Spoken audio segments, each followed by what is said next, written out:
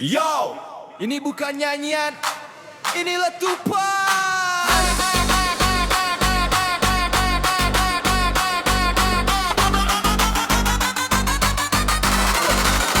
Yo, kau duduk di kursi emas tapi jiwa kau karat. Hati batu, mata buta, mulut manis berulat. Cakap pasal rakyat tapi tangan berlumur. Hasil haram biluasai tangan, lupa siapa yang dizalimi malam. Kami tengok, kami sabar, tapi sabar pun ada batas. Kau bakar harapan, sekarang api itu makan balik jasad. Setiap dusta kau tabur jadi bara di tanah ini dan barat tuh sekarang menyala, tak boleh padam lagi. Hei pemimpin palsu, dengar nih baik-baik. Kami bukan boneka yang boleh kamu tarik. Sekali rakyat marah tak ada siapa boleh tahan. Kau main dengan bara, sekarang rasa panasnya Tuan. Tuan, kami sekarang rasa panasnya Tuan. Kau pikir kuasa tuh takkan retak, tapi setiap langkah kau tinggal jejak bangsat.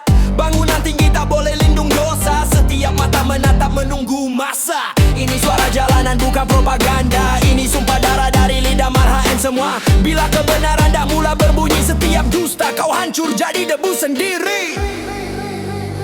Tak perlu pedang, cukup pena dan mic. Setiap bar ni peluru, setiap bini strike. Hairuara menulis bukan sebab benci, tapi sebab cinta dan cinta ni berani. Tak perlu pedang, cukup merah dan mic. Setiap bar ni peluru, setiap beat ni strike. Hairuara menulis bukan sebab benci, tapi sebab cinta dan cinta ni berani.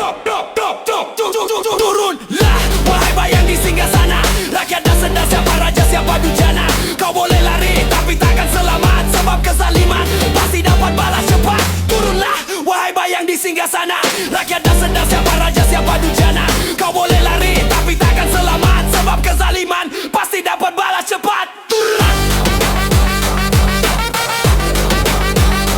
Tuan. Bara sekarang rasa panasnya Tuan. Tuan.